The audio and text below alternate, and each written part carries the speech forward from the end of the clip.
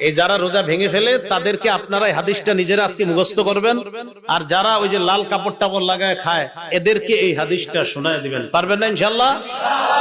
বাংলাটা মুখস্থ রাখতে পারবেন তো? বাস, শেষের অংশটা মুখস্থ রাখলে চলবে, শুধু শেষের জায়গাটা মুখস্থ রাখলে চলবে। আমি বলছি, মন দিয়ে শুনবে। রাসূলুল্লাহ সাল্লাল্লাহু আলাইহি সাল্লাম বলেন, আমি ঘুমিয়ে আছি, দুই ব্যক্তি আমার কাছে আসছে। আসার পর ফাআখাযা বিদবঈ, আমার বাহু ধরছে, কিভাবে বাহু ধরছে। তো ধরার পর আমার টাইনা নিয়ে যাইতেছে, স্বপ্নে দেখতেছে নবীজি। সুবহানাল্লাহ। নবীজি বলেন, আমারে নিয়ে যাইতেছে, যাইতে যাইতে দেখলাম ফাআতায়া বি জাবালান ওয়া'রা, আমারে একটা পাহাড়ের কাছে নিয়ে গিয়েছে, আমারে একটা পাহাড়ের কাছে নিয়ে গিয়েছে।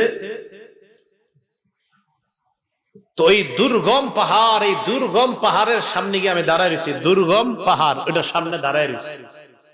নবীজিরে নিয়ে গেছে কয়জন? দুইজন।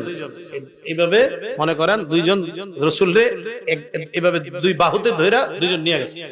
তা আপনি সামনে এলেন না, দেয়ালে সুন্দর হইতো, আচ্ছা আইছেন না, সমস্যা নেই। মানে দুইজন দুই দিক দিয়ে ধরছে, আপনি ধরে নিতে পারেন এইরকম, এরকম ধরে নিয়ে গেছে। বুঝছেন সবাই? এরকম। তো আমাকে যখন ওই দুর্গম পাহাড়ের কাছে নিচে আমি দাঁড়ায় রইলাম, ফাকালা, দুইজন আমাকে বললেন, ইসআদ, এই পাহাড়ের উপর উঠেন। তো আমি জবাব দিলাম, লা উতিকুহু, না না আমি পারবো না, এই দুর্গম পাহাড়ে, এই পাহাড়ে কে উঠবে, আমি পারবো না। নবীজি বলেন, ওই দুইজন নবীজিকে বললেন, সানুসাহিলুহু লাকা, আপনি টেনশন করেন না, পাহাড়ে ওঠা আমরা দুইজন আপনার জন্য সহজ করে দিব। রাসূলুল্লাহ সাল্লাল্লাহু আলাইহি সাল্লাম বলেন, আমি ঘুমিয়েছিলাম, স্বপ্নে দুই ব্যক্তি আমার কাছে এসেছে, আমার দুই বাহু ধরে আমাকে টেনে নিয়ে গেছে, দুর্গম একটা পাহাড়ের কাছে আনছে। ওই পাহাড়ের কাছে যাওয়ার পর আমি পাহাড়ের সামনে দাঁড়িয়ে রইলাম। আমাকে ওই দুইজন বললেন, আপনি পাহাড়ে ওঠেন। আমি বললাম, আমি উঠতে পারবো না।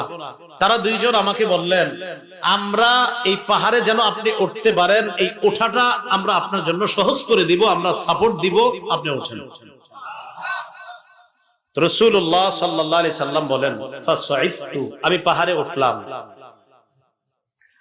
পাহাড়ে ওঠার পর আমি দেখলাম, ইদান বিআসওয়াতিন শাদীদা, প্রচন্ড আওয়াজ আমার কানে আসতেছে। কোথায় উঠাই আওয়াজ পাইছে? পাহাড়ের উপরে। রাসূলুল্লাহ সাল্লাল্লাহু আলাইহি সাল্লাম বলেন, হাত্তা ইদা কুনতু ফি সাওয়াইল জাবাল, যখন পাহাড়ের মাঝামাঝি জায়গায়, সমতল জায়গায় গেলাম, সেখানে গিয়ে ইদান বিআসওয়াতিন শাদীদা, প্রচুর আওয়াজ শুনলাম, ভয়ঙ্কর আওয়াজ, চিৎকারের আওয়াজ আমার কানে আসছে। ফাকুলতু মা হাদিহিল আসওয়াত, আমি প্রশ্ন করলাম, এগুলা কিসের আওয়াজ? ওই দুইজন জবাব দেয়, ওয়াউ আহলিন নার, এগুলা জাহান্নামীদের চিৎকারের আওয়াজ। নবীজি বলেন, সুম্মান তালাকা বি, এরপর আমাকে সামনের দিকে নিয়ে যায়, যাইতে লাগলাম, যাইতে যাইতে ফাইদা আনা বিকাউমিন মুআল্লাকিনা বিআরাকিবিহিম মুশাক্কাকাতিন আশদাকুহুম, যাইতে যাইতে হঠাৎ আমি একদল মানুষের সামনে গেলাম, তাদের দিকে তাকায় দেখলাম পাগুলা উপরের দিকে বেঁধে রাখা, পাগুলা বেঁধে রাখা, মাথা নিচে। আর কি দেখেন?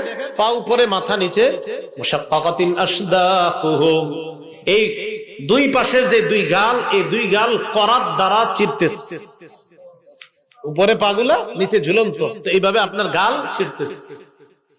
তাসিলু আশদাকুহুম দামা, এই পুরা গাল, এই চোয়াল সহ রক্ত পড়তেছে। এই কল্পনা আনেন, দৃশ্যটা কল্পনা আনেন, পা উপরে মাথা নিচে, দুই পাশের গাল থেকে রক্ত পড়তেছে, ব্যাপারটা কত ভয়ঙ্কর। রাসূল বলেন, আমি বললাম, এগুলা কারা, কার সামনে আমি আসলাম? মান হাউলা, ফেরেশতারা জবাব দিলেন, আল্লাযীনা ইফতিরুনা ক্বাবলা তাহিল্লাতি সাওমিহিম, হুজুর এরা তারা যারা ইফতারির সময় হওয়ার আগেই ইচ্ছাকৃতভাবে রোজা ভেঙে ফেলে, এরা তারা। আর যারা রোজা রাখে না তাদের অবস্থা তো আরো ভয়ঙ্কর। রাসূল বলেন একদল হুজুর ইচ্ছাকৃতভাবে রোজার সাথে তামাশা করে, ইচ্ছা করে রাখো, মন চায় আমি রাখবো, মন চায় রাখবো না, ইচ্ছা করে যারা ভেঙে ফেলে এদের এই অবস্থা এটা চলতেই থাকবে। পাগুলো উপরের দিকে দেওয়া, মাথা নিচের দিকে দেওয়া, দুই পাশের গাল বেয়ে বেয়ে রক্ত পড়তেছে। এরা কারা?